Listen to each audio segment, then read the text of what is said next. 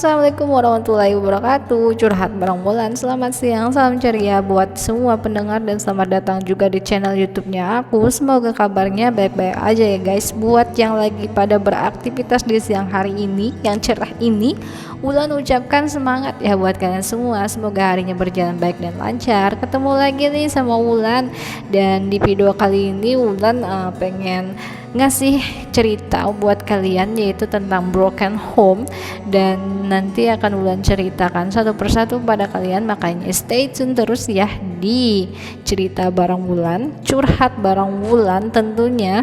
Dan jangan kemana-mana dan jangan juga di skip video ini, karena ini mungkin akan menjadi awal dari cerita-cerita yang lainnya.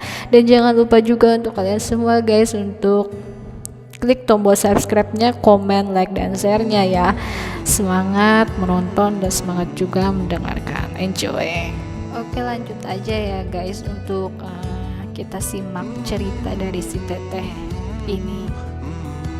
Saya anak ketiga dari 3 bersaudara, anak perempuan satu-satunya. Saya hidup dari keluarga sederhana dan mengalami broken home. Saya sudah tidak bersama ayah dari saya dalam kandungan. Saya diasuh dari lahir oleh nenek, yaitu ibunya mama. Segalanya diurus oleh nenek. Ibu saya memang ada juga satu rumah, tapi kenapa saya diasuh nenek? Karena ibu saya sakit. Sakitnya ibu sudah berpuluh-puluh tahun. Beliau terkena guncangan jiwa diakibatkan divorce dengan pasangannya. Sebelum dengan ayah saya, ibu pernah menikah lalu bercerai dan setelah itu sakit.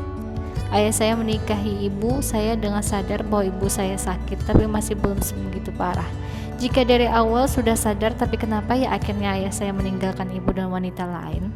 Padahal ibu sedang mengandung, tapi ayah tetap saja pergi. Semenjak ayah pergi, kondisi ibu semakin parah, sakit dan semakin terguncang jiwanya. Bahkan ibu sering kabur, hati saya pun terluka. Namun kondisi ibu seperti ini.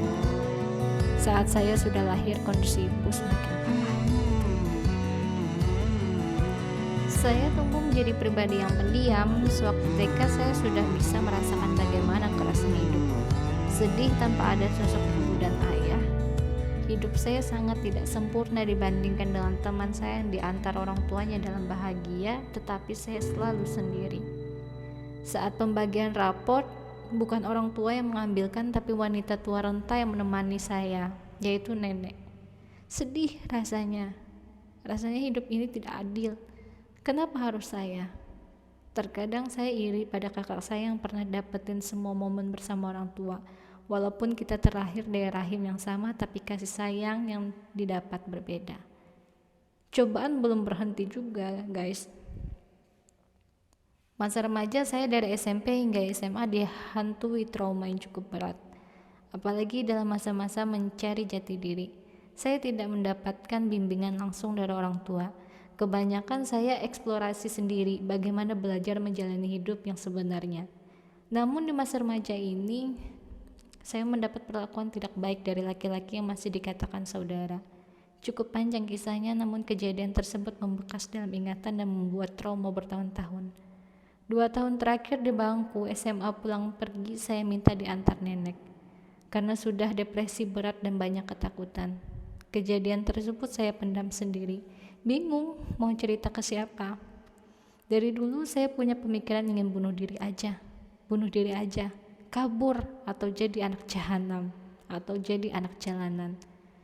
Tanggung udah hancur hidup saya, tapi Allah selalu memberikan jalan terang dan Allah yang membuat saya kuat. Entah kenapa setiap saya ingin melakukan hal buruk tersebut pasti batal. Allah urungkan niat buruk saya. Alhamdulillah masih Allah jaga. Saya trauma kalau dekat dengan ibu saya, karena dengan tidak sengaja beliau pernah mengamuk dan jedukin saya ke tembok dan membuat tangan saya terluka oleh kuku jarinya ibu. Masa-masa berat terus berlanjut tak henti rasanya. Saya nggak tahu hidup saya ke depan akan seperti apa dan bagaimana, hingga akhirnya di kelas 3 SMA saya mulai hijrah. Mulai membiasakan diri mendekati Allah. Walaupun pada saat itu saya mempelajari ilmu agama pun ala kadarnya saja. Dimulai dari konsisten pakai hijab, berteman dengan teman rohis di sekolah. Sangat bersyukur sekali berada di lingkungan yang bisa bombing saya untuk belajar agama. Dan di akhir kelulusan, sahabat saya memberikan hadiah Al-Quran sehingga memotivasi dan semakin menguatkan diri saya. Lalu ketika saya memasuki bangku kuliah, saya bertemu teman yang ibunya sudah tidak ada sejak zaman dia sekolah karena mengidap kanker. Di situ kami menjadi sahabat dekat karena mereka punya latar belakang yang sama, yaitu keluarga yang tidak sempurna. Kurangnya kasih sayang dari ibu, walaupun sebetulnya ibu saya masih ada kehadirannya, tapi kasih sayang sangatlah tidak saya rasakan. Cobaan berat yang saya alami ini, gak mungkin saya sekuat ini jika bukan karena Allah yang menguatkan. Entah kenapa saya sangat merasa bersyukur karena Allah selalu menolong saya hingga akhirnya saya menemukan pendamping hidup, yaitu seorang laki-laki sederhana yang menerima saya sebagai istri dan menjadi ibu untuk anak-anaknya tanpa melihat latar belakang saya. Kasih sayang Allah itu luar biasa. Tanpa disadari selama ini saya selalu dijaga Allah. Allah tidak akan memberikan cobaan di luar kemampuan hambanya. Memang benar. Walau dulu dirasa sulit, bahkan merasa tidak mungkin, tapi ternyata bisa terlewati. Nah, flashback lagi. Jadi sewaktu saya kuliah, Allah uji saya dengan sakit.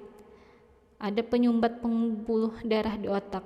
Saya sering keluar masuk rumah sakit dan ditemani oleh wanita tua renta, yaitu sang nenek. Saya pernah mengalami bed rest total 3 bulan karena stroke ringan. Ingin rasa mengakhiri hidup saja, tapi lagi-lagi Allah yang menguatkan saya. Dan ternyata ujian tersebut terlewati begitu saja, alhamdulillah. Saya merasa menjadi yatim piatu di bulan Ramadan tahun kemarin ketika Allah ambil ibu kedua saya, yaitu nenek. 2 hari sebelum lebaran, rasanya sesak sekali. Sekarang masih ada ibu kandung saya yang harus saya jaga. Saya sayang sama beliau apa adanya dan saya tidak malu. Oh iya, Ramadan tahun lalu juga saya tiap hari pulang pergi dari Ciwaras ke Cimahi dengan keadaan hamil 7 bulan buat nengokin nenek saya hingga akhirnya berakhir dengan skenario Allah. Sebelum bertemu dengan cicitnya, nenek sudah dipanggil duluan oleh Allah. Rasanya ingin berteriak menangis histeris. Pingsan, tapi saya tahan sekuat-kuatnya juga. Segala rasa menyesakkan ini. Belum lagi lihat kondisi ibu yang entah sadar gak sadar, beliau membuka tutup kain di wajah nenek dan malah terus ngajakin ngobrol. Saya nahan dan berusaha menguatkan diri. Kuncinya ya sabar dan pasrah sama Allah. Gak usah berontak dan apa yang Allah udah kasih. Jalani, syukuri, let it flow aja. Lewat sharing ini saya ingin berbagi bahwa menjadi broken home itu tidak selamanya buruk, teman-teman. Sebagai anak broken home selalu punya potensi untuk jadi yang lebih baik. Allah itu maha baik, tidak ada hal yang tidak mungkin di mata Allah. Hidup mengajari kita banyak hal. Allah memberikan ujian pasti ada maksudnya. Dari sharing ini juga saya ingin mengingatkan untuk yang masih punya kedua orang tua utuh, tolong jaga mereka dengan baik, sayangi mereka, temani mereka, terutama ibu. Titip selalu doa terbaik untuk mereka. Menjadi broken home itu memang bukan yang diinginkan Allah, tapi Allah sudah menggariskan itu. Tinggal ada 2 pilihan, mau berubah atau tetap sama. Dan saya memilih untuk berubah menjadi lebih baik. Walaupun saya juga nggak tahu gimana datangnya kekuatan itu. Yang jelas saya nggak sadar bahwa selama ini Allah yang selalu melindungi terus. Masya Allah, kuat sekali teteh jalani hidup yang begitu berat ya. Dan alhamdulillah selama sudah terlewati atas kehendak Allah juga. Semoga teteh selalu dilindungi Allah. Dan thank you so much udah mau berbagi kisahnya ya teh. Semoga makin bisa menyadarkan kita semua bahwa apa yang terjadi itu atas kehendak Allah. Dan kita gak boleh berontak sama sekali atas takdir yang Allah berikan, dan kita juga gak boleh juga mengeluh karena sebetulnya semua masalah yang terjadi itu akan ada solusinya, dan sebetulnya kita berusaha sekuat tenaga ataupun memilih diam, masalah pun pasti akan terlewat dan berlalu bagaikan angin yang lewat, hanya masalah waktunya aja. Mungkin ketika kita berusaha sekuat tenaga untuk menyelesaikan masalah, bisa jadi durasi masalahnya cepat selesai. Wallahu alam. Yang pasti apapun yang terjadi, jadilah sabar dan sholat sebagai penolongmu.